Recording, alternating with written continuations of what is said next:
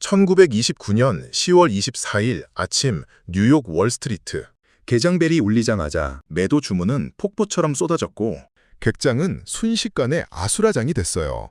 그런데 이상한 게 있습니다. 이 폭락, 사실 예고된 재앙이었거든요. 경고 신호는 몇 년 전부터 이미 켜져 있었는데 아무도 보려 하지 않았을 뿐이었습니다. 그렇다면 왜 세계 최강 미국 경제는 단 며칠 만에 무너지기 시작했을까요? 그리고 한 나라의 주가 폭락이 어떻게 지구 반대편 사람들까지 굶게 만들었을까요? 오늘 그 진실을 기록으로 파헤쳐드리겠습니다. 끝까지 보시고 댓글 남겨주세요. 1920년대 미국은 말 그대로 파티 중이었습니다. 1차 세계대전이 끝나고 유럽은 폐허가 됐는데 미국만 멀쩡했거든요. 아니, 멀쩡한 정도가 아니라 전쟁 특수로 공장은 풀 가동됐고 유럽에 팔아넘긴 무기와 식량 덕분에 달러가 미국으로 쏟아져 들어왔습니다. 자동차가 처음으로 대중화됐고 라디오가 거실에 놓이기 시작했어요. 냉장고, 세탁기, 전화기, 전에 없던 물건들이 쏟아졌죠. 사람들은 이 시대를 광란의 20년대라고 불렀습니다. 그런데 이 파티에는 아주 심각한 문제가 하나 있었는데 사람들이 없는 돈으로 파티를 즐기고 있었다는 겁니다. 당시 미국에는 마진 거래라는 게 유행했어요. 쉽게 말하면 빚을 내서 주식을 사는 겁니다. 지금으로 치면 신용대출로 코인을 사는 것과 똑같은 구조입니다. 주식을 살 때 실제 돈은 10%만 내고 나머지 90%는 증권사에서 빌렸습니다. 주가가 오르면 대박이에요. 문제는 주가가 내려갈 때죠. 1929년 여름, 미국 주가는 연초 대비 무려 24%나 더 올라 있었어요. 전문가들은 하늘 높은 줄 모르고 치솟는 주가를 보며 이렇게 말했습니다. 미국 경제는 영원히 번영할 것이다. 예일대 경제학 교수 어빙 피셔는 폭락이 일어나기 불과 몇 주 전, 주가는 영구적으로 높은 고원에 도달한 것처럼 보인다. 라고 말했어요. 그리고 그로부터 몇 주 뒤, 그 고원은 절벽이었다는 게 밝혀졌습니다. 그런데 여기서 진짜 소름 돋는 게 경고는 이미 있었다는 거예요. 1920년대 미국 농촌은 극심한 불황이었습니다. 전쟁 때 유럽에 식량을 팔던 농부들이 전쟁이 끝나자 갑자기 팔 곳이 없어졌고 농산물 가격이 폭락하자 농촌은행들이 하나 둘씩 문을 닫기 시작했거든요. 공장도 마찬가지였어요. 물건은 넘쳐나는데 살 수 있는 사람이 점점 줄어들고 있었습니다. 기업들은 재고가 쌓여가는데도 생산을 멈추지 않았거든요. 파티는 계속됐습니다. 아무도 음악을 끄려 하지 않았으니까요. 그렇다면 이 파티는 언제, 어떻게 끝나게 됐을까요? 1929년 10월 24일 목요일 오전 10시 뉴욕 증권거래소 개장벨이 울렸습니다. 매도 주문이 쏟아졌는데 처음엔 몇몇 종목이었습니다. 그런데 삽시간에 번졌고 전광판 숫자들이 눈 깜짝할 새 곤도박질 쳤습니다. 객장 바닥엔 종이 쪼가리가 눈처럼 쌓였어요. 중개인들은 고함을 질렀고 몇몇은 그 자리에서 주저앉았습니다. 그런데 이날 하루만으로 끝이 아니었어요.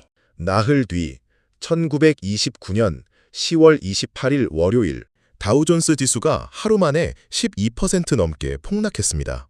다음 날은 또 11%가 더 떨어졌어요. 이틀 연속으로요. 단 이틀 만에 미국인들의 자산 수백억 달러가 공중분해가 되었습니다. 그런데 말입니다. 주가 폭락보다 훨씬 더 무서운 일이 그 다음에 벌어졌어요. 은행이 무너지기 시작한 겁니다. 주식을 사려고 은행 대출을 끌어다 쓴 사람들은 주가가 폭락하자 갚을 돈이 없었고 그러자 멀쩡한 예금자들도 겁이 나기 시작했습니다. 내 돈도 날아가는 거 아닌가? 은행 앞에 줄이 생겼습니다. 한 은행이 문을 닫으면 소문이 옆 동네로 번졌어요. 그러면 그 동네 은행 앞에도 줄이 섰거든요. 뱅크런이었습니다. 1929년부터 1933년까지 미국 전체 은행 2만 5천 개 중 9천 개가 문을 닫았어요. 셋 중 하나가 사라진 겁니다. 평생 모은 돈이 하루아침에 증발했거든요. 당시엔 예금자 보호제도가 없었으니까요. 그렇다면 이 혼란 속에서 정부는 대체 뭘 하고 있었을까요? 주가가 폭락하고 은행이 무너지기 시작하자 정부가 나섰어요. 그런데 방향을 완전히 잘못 잡았어요. 1929년 당시 미국 대통령은 허버트 후버였습니다. 그는 경제학을 공부한 사람이었고 행정 경험도 풍부했죠. 누가 봐도 위기 대응에 적합한 인물이었습니다. 그런데 그가 내린 선택은 불난 집에 기름을 들이붓는 것과 같았습니다. 후보 대통령은 이렇게 생각했어요. 시장은 스스로 회복한다. 정부가 개입하면 오히려 망친다. 자유방임주의였습니다. 쉽게 말하면 시장에 맡겨두면 알아서 된다는 믿음이에요. 당시 경제학계의 정설이기도 했거든요. 그래서 후보는 기다렸습니다. 그러는 사이 연방준비제도가 움직였어요. 지금 상식으로는 도저히 이해할 수 없는 결정을 내렸습니다. 경제가 무너지는 한복판에서 금리를 올린 겁니다. 1931년 가을, 대공황이 이미 2년째 진행 중이었고 사람들은 일자리를 잃고 거리로 쏟아지고 있었습니다. 은행은 연달아 문을 닫았어요. 그런데 연준은 금리를 올렸습니다. 왜 그랬을까요? 당시 미국은 금본위제를 고수하고 있었는데 금본위제란 돈의 가치를 금에 묶어두는 제도입니다. 쉽게 말해 달러를 찍으려면 그만큼의 금이 있어야 한다는 뜻이었어요. 영국이 금본위제를 포기하자 투자자들이 달러를 금으로 바꾸기 시작했습니다. 금이 미국 밖으로 빠져나갈 위기였어요. 그래서 연준은 금을 지키려고 금리를 올린 겁니다.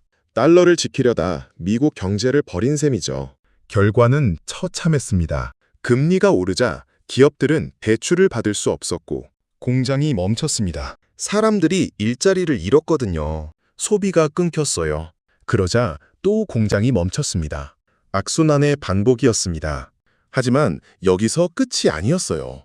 후보 대통령은 1930년 또 하나의 치명적인 결정을 내렸습니다. 스무트 홀리 관세법이었어요. 미국산 제품을 보호하겠다는 명목으로 수입품 약 2만 개에 평균 59%의 관세를 때렸습니다. 일부 품목은 무려 400%였어요. 당연히 다른 나라들도 가만히 있지 않았죠. 보복 관세를 매기기 시작했습니다. 전 세계가 서로 관세 장벽을 쌓기 시작했거든요. 결과는 어땠을까요? 세계 무역이 65% 쪼그라들었습니다. 불과 몇 년 사이에 벌어진 일이었어요. 지금으로 치면 전 세계 수출입이 갑자기 3분의 1 토막나는 겁니다. 우리나라 반도체를 아무도 안 사주는 상황이 된 거거든요. 미국의 실수가 전 세계를 집어삼키기 시작했습니다. 그렇다면 이 파국 속에서 평범한 미국인들의 삶은 어떻게 됐을까요? 1933년 미국 실업률이 25%를 찍었습니다. 지금 여러분 주변을 한번 떠올려 보세요. 가족, 친구, 동료, 이웃. 그중 4명의 1명이 하루아침에 갑자기 백수가 된 겁니다. 거리로 쏟아진 사람들은 갈 곳이 없었어요. 집세를 못 내면 쫓겨났습니다. 농부의 약 3분의 1이 땅을 잃었거든요. 쫓겨난 사람들은 도시 외곽에 판잣집을 지었어요. 판자와 양철로 만든 마을이 전국 곳곳에 생겨났습니다. 사람들은 이 마을의 이름을 후버빌이라고 붙였어요. 후보 대통령 덕분에 이렇게 됐다는 분노와 조롱이 담긴 이름이었습니다. 먹을 것도 없었어요. 도시 곳곳에 빵 배급소가 생겼습니다. 수백 명이 줄을 서서 빵 한 조각을 기다렸어요. 한때 잘 나가던 사업가도, 공장 노동자도, 교사도 같은 줄에 서 있었습니다. 자존심 같은 건 사치였거든요. 배가 고프면 줄을 설 수밖에 없었으니까요. 그런데 여기서 정말 가슴을 찢는 장면은 아이들이었습니다. 학교를 그만두는 아이들이 폭발적으로 늘었어요. 교과서 살 돈이 없었거든요.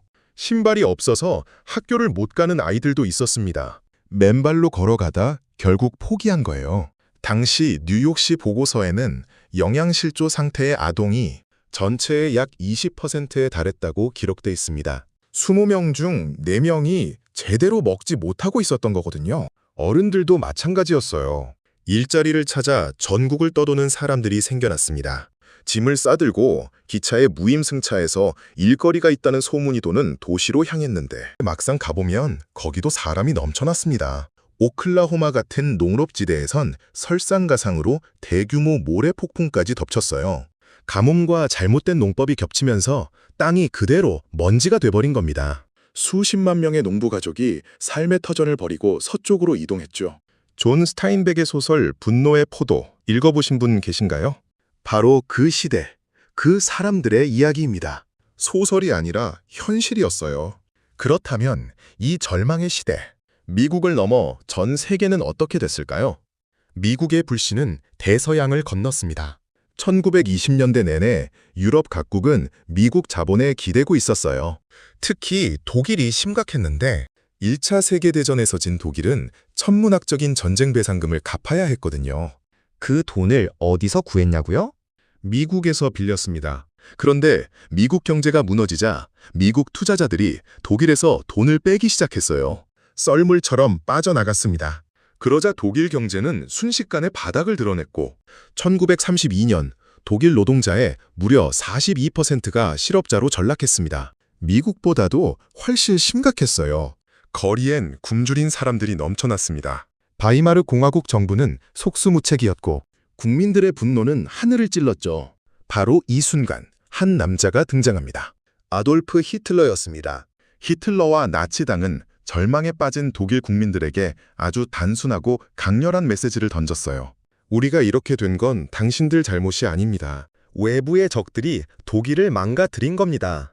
분노할 대상을 만들어 주었죠. 1932년 선거에서 나치당은 독일 의회 의석의 37%를 차지했습니다. 단숨에 원내 제1당이 됐어요. 그리고 1933년 히틀러는 합법적으로 수상에 임명됐습니다. 대공황이 히틀러를 만들어낸 겁니다.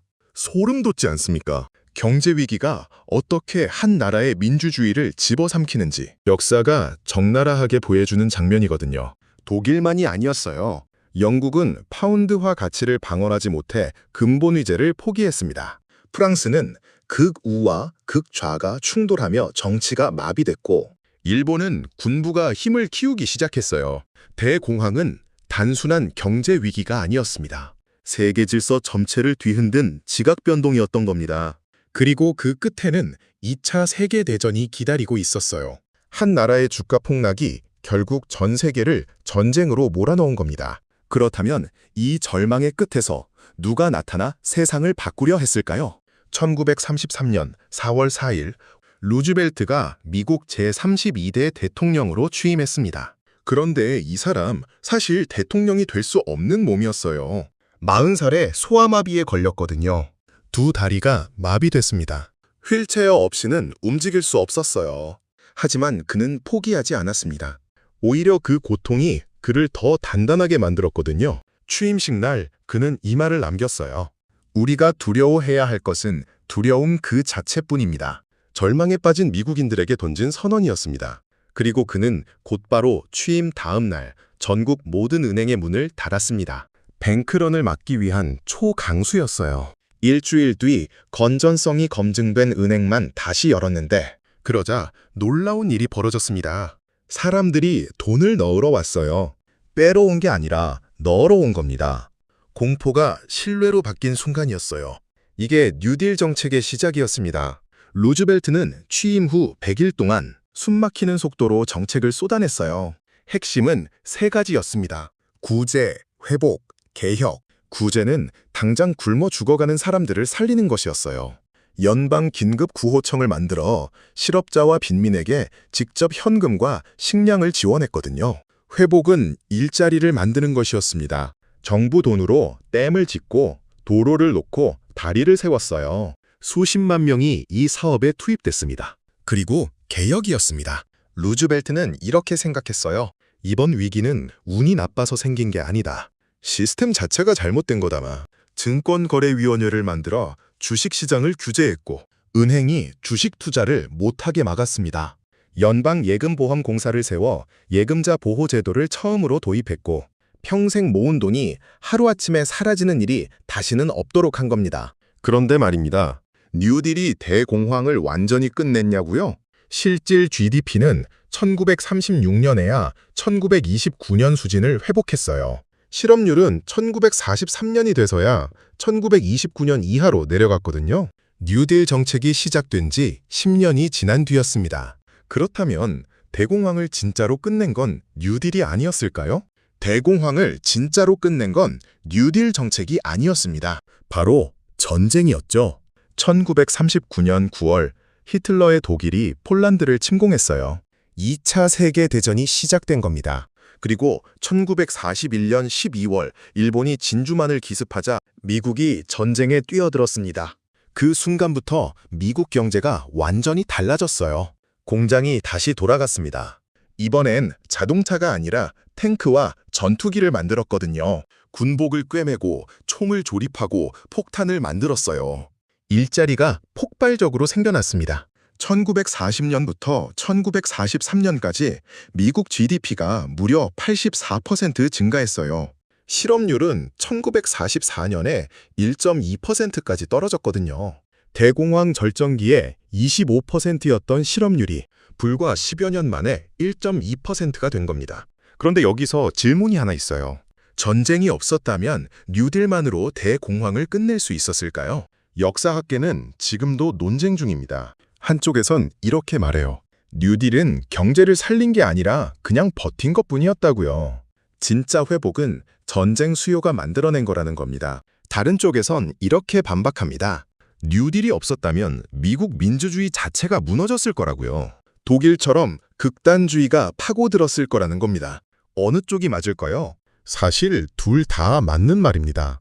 뉴딜은 경제를 완전히 살리진 못했지만 사람들에게 희망을 줬고 정부가 우리를 버리지 않았다는 믿음을 줬거든요. 그게 민주주의를 지킨 겁니다. 그리고 전쟁은 경제를 살렸지만 수천만 명의 목숨을 앗아갔어요. 결국 대공황의 진짜 청구서는 전쟁이라는 형태로 날아온 거였거든요. 1929년 월스트리트의 탐욕이 1939년 폴란드 평원의 포화로 이어진 겁니다. 경제 위기가 전쟁을 부른 거예요. 그렇다면 이 모든 비극에서 역사는 우리에게 어떤 교훈을 남겼을까요? 대공황이 끝나고 세계는 맹세했습니다. 다시는 이런 일이 없어야 한다. 그래서 시스템을 바꾸고 국제통화기금 IMF를 만들었습니다. 세계은행도 세웠고요. 국가 간 환율을 안정시키고 금융위기가 번지지 않도록 안전망을 깔았어요. 완벽해 보였습니다. 그런데 역사는 그렇게 호락호락하지 않았어요. 2008년 미국 뉴욕 리먼 브라더스가 무너졌습니다. 158년 역사의 투자은행이 하루아침에 파산 신청을 했어요. 부동산 거품이 터진 거죠. 사람들이 갚을 능력도 없으면서 집을 샀거든요. 은행은 그 대출을 잘게 쪼개 금융상품으로 만들어 팔았고 전 세계 금융기관이 그걸 사들였습니다. 그리고 거품이 터지자 도미노처럼 무너졌어요. 어디서 본 것 같지 않은가요? 1929년 마진 거래로 주식을 샀던 사람들, 2008년 서브프라임 모기지로 집을 산 사람들, 구조가 똑같았습니다.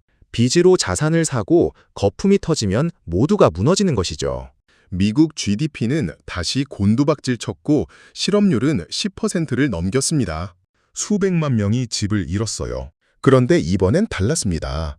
1929년의 교훈을 배운 정부와 중앙은행이 재빠르게 움직였어요. 연준은 금리를 내렸고 정부는 돈을 풀었거든요. 무너지는 은행을 구제했습니다. 1929년에 금리를 올렸던 연준이 이번엔 정반대로 움직인 거예요. 덕분에 대공황만큼 길어지진 않았습니다. 하지만 평범한 사람들의 고통은 여전히 깊었습니다. 그리고 2020년 코로나19가 터졌습니다. 전 세계 경제가 한순간에 멈췄어요. 가게 문이 닫혔고 공장이 섰고 비행기가 뜨지 않았죠. 각국 정부는 이번엔 더 빠르게 움직였어요. 전례 없는 규모의 돈을 풀었습니다. 대공황과 2008년의 교훈을 적용한 거거든요. 하지만 그 돈이 이번엔 새로운 문제를 만들었는데 인플레이션이었습니다. 풀린 돈이 부동산과 주식으로 몰렸고 자산 가격이 폭등했어요. 있는 사람은 더 부자가 됐고 없는 사람은 더 가난해졌습니다. 빈부격차가 벌어졌습니다. 1929년 대공황 직전에도 미국 상위 1%가 전체 부의 38%를 가지고 있었습니다. 지금도 비슷한 숫자가 나오거든요. 거의 100년이 지났는데 구조가 그대로입니다. 그렇다면 우리는 대체 무엇을 배운 걸까요? 지금까지 1929년 대공황의 진짜 이야기를 살펴봤습니다. 주가 폭락으로 시작됐지만 사실 그건 방아쇠였을 뿐이었고 진짜 원인은 따로 있었습니다. 빚으로 쌓아올린 거품, 잘못된 방향으로 움직인 정부, 세계를 더 깊은 수렁으로 밀어넣는 관세 전쟁, 그리고 그 끝에서 피어난 전체주의와 세계 대전이었습니다. 역사는 우리에게 딱 하나를 말하고 있어요. 위기는 혼자 오지 않는다는 겁니다. 경제 위기는 정치 위기를 부르고 정치 위기는 사회 위기를 부르거든요. 그리고 그 끝에서 가장 큰 피해를 입는 건 언제나 평범한 사람들이었습니다. 1929년도 그랬고 2008년도 그랬어요. 2020년도 마찬가지였어요. 그런데 이게 단순히 먼 나라, 먼 옛날 이야기가 아닙니다. 지금 이 순간에도 전 세계 곳곳에서 빚으로 자산을 사는 사람들이 있어요. 거품이 끝없이 커지고 있다고 믿는 사람들이 있거든요. 그리고 어기선가 또 다른 방화쇠가 장전되고 있을지 모릅니다. 역사는 반복된다고 하죠. 하지만 정확히는 이렇게 말해야 할 것 같아요. 역사는 배우지 못한 사람들에게만 반복됩니다. 오늘 이 영상이 여러분께 작은 힌트가 됐으면 합니다. 마지막으로 한 가지만 여쭤볼게요. 1929년의 탐욕, 2008년의 방심, 그리고 지금 우리가 살고 있는 이 시대, 여러분은 지금 역사가 어느 지점에 와 있다고 생각하십니까?